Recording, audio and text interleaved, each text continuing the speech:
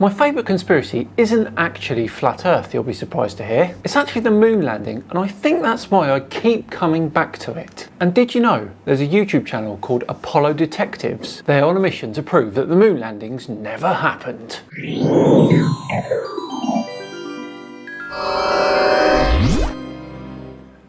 Hello all and welcome along to another episode of Tinfoil Tuesday with me, Simon Dan. Thank you very much for joining me. Before we begin today, a huge thank you to the sponsors of today's video, YouGov. I have found a brilliant way to make a little extra cash, and in today's ever-increasing price times, that can only be a good thing. With YouGov, you take online surveys to earn gift cards and get cash rewards. YouGov has polls and surveys about politics, pop culture, products and brands. I can give my opinion on topics that matter to me and get paid to do it. It's so easy. I take surveys when I'm waiting in line, having a break from writing, and also just before bed at night. There are some really great surveys on YouGov right now. Things like, do you think computers will ever experience feelings and emotions? And whether or not women and men have fair and equal access to STEM jobs in America. Very interesting one that. I'm using YouGov to fund the next date night with the wife, and it makes it all the sweeter that it's essentially a free night out. Click the link in the description box to start making some extra money now. Right, back to today's video, where, as I said earlier, is a video from a channel called the Apollo Detectives. They have a series called The Anomalies of Apollo, and we joined them during episode 4. Away we go. Just another photograph from Apollo 14 here we're looking at. Just amazing the amount of junk that's in here. Well, if we're referring to a load of rocks as junk, then okay, I guess. And it doesn't matter where you look. You can just look at any of these images here and see that it's just a pile of junk. There's stuff sticking out. There's bars sticking across the top. There's all kinds of rings coming out of here. That looks like there's a cowbell inside of this one. Can anyone say pareidolia? They are rocks of all different shapes and sizes. They are going to cast different shadows and have lots of crevices and cracks. It's what we'd expect. Definitely a junkyard with large mechanical equipment in it. That's a new one. The moon is a junkyard.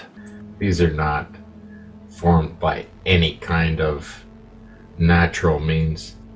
These are just sprayed over pieces of junk. You can see the pieces of equipment. Look at this piece of metal sticking out of here with the big Y on it. Am I missing something here? That's just a rock, isn't it? Isn't it?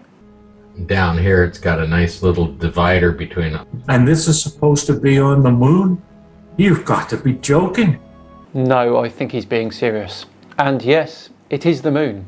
Can't see the issue myself. Look at that beautiful piece of tire sitting up there. It looks like a beetle that's been shotcreted. Yeah, sitting up on its side.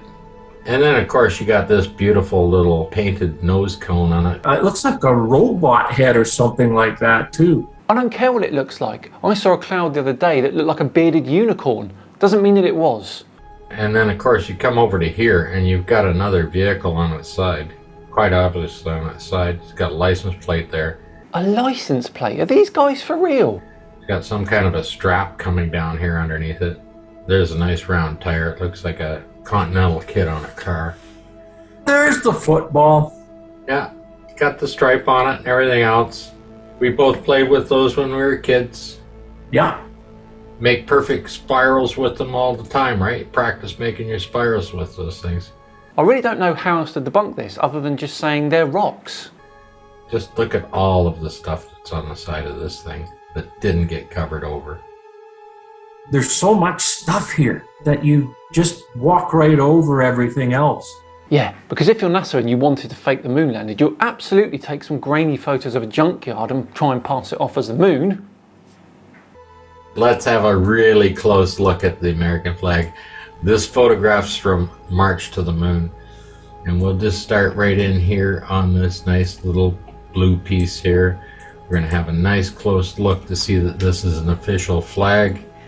The red and white is nylon, the blue is model, and the stars are either hemp or they're in jute. I think these ones are jute. And of course they're hand stitched on. You can see that they're puffed out, they're raised on it, and the reason for having the 3 different materials on the flag is so that when you burn these things, the stars are the last ones to burn up. Seems weird to make a flag expecting it to be burnt. Is that right, US viewers? There's a problem with this, though. This flag would not burn very well because it's soaked. It's absolutely soaking wet everywhere, and you can see that.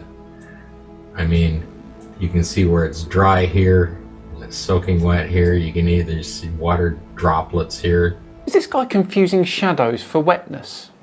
I think he is, isn't he? Dear, oh dear. Coming down on it yet. So it may have still been raining a little bit.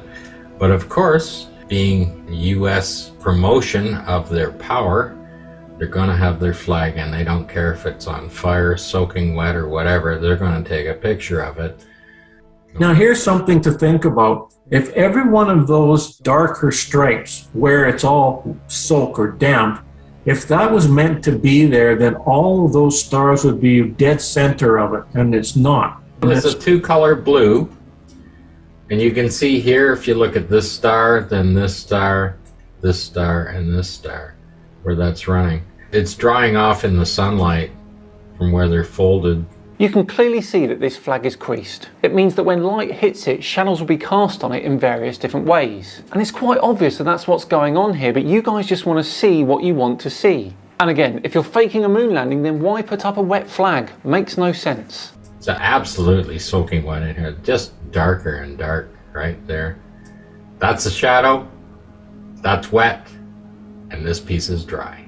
Well, I actually checked this, and the Apollo flags were made of nylon, and nylon reflects light slightly differently depending on its angle. So where the flag is creased, the sections of the flag are at different angles to the camera, so therefore reflect light slightly differently. That is what's truly going on. And I think the reason why is because the stars are going to hold the water longer, so it's going to stay wet longer, and that's why it's drying from the outside in. Here's each of the lines where it was folded up against this pole. They don't extend that far out. The nylon stretches out more, but this material is holding that form. There's the folds down there, and then it goes to there and then folds across. So it was actually folded in an official manner as well. But you can actually see it's all wet up through here. Even in the white and the red, you can see it's quite discolored right here from the water on it. This seems like such a strange find. Why would NASA put up a wet flag if it was faked? Makes no sense at all. They can argue about it all day long. This is probably the shiniest example of faking that you've ever seen in your life, and I don't know how they had the balls to actually look at this photograph and not see it. And of course, in the last 50 years, nobody has seen that this flag is wet. Oh, I don't know, is that because it's not? That's not the main part of this photograph. This photograph, we're going to have to take a look at the astronaut himself. As you can see here, this part of the suit here is very, very dry. It's got a little bit of wet there. This is absolutely soaking wet all along here. Oh, his suit's wet too. Of course it is. Yeah. It's drying. Yeah, it is. It's wet, and it's drying from the edge in. Yeah, well, the thing is he was covered in mud, and we're going to take a look at that. This is 134/20/384 HR JPEG. This particular photograph is coming from March to the moon, and you can see that it's all wet down here. It's wet through there. You can see all the water here. There's a little bit of dirt here. You can even see that the cue cards are wet. Not dirt, it's wet. And the gloves are wet. And then we're going to take a look at why it's wet. This should be an insight, shouldn't it? Here's 20/382, two photographs before, and there's the astronaut. He is just covered in mud. Even his gloves are covered in mud. Well, I'm pretty sure that's moon dust. The Apollo astronauts claim that moon dust got everywhere. Here's a picture of one of the suits after Apollo 12. As you can see, it's quite extensive. All of this. They had to wash all of this mud off of them, and that's why it's wet in the other photograph.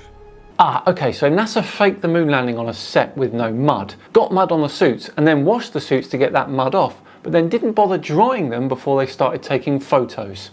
Sure, matey, sure. Start at 20/377. That's them doing shots around the flag. This is Cernan. He's the commander, red stripes. That's the next shot of him saluting the flag. And you can see he's got a fair bit of mud on him down on his boots and everything else. Moon dust. And he's already got mud up here and he's got a little mud there. They've just been playing in the mud. His gloves, they've been picking it up. His gloves are absolutely black with mud.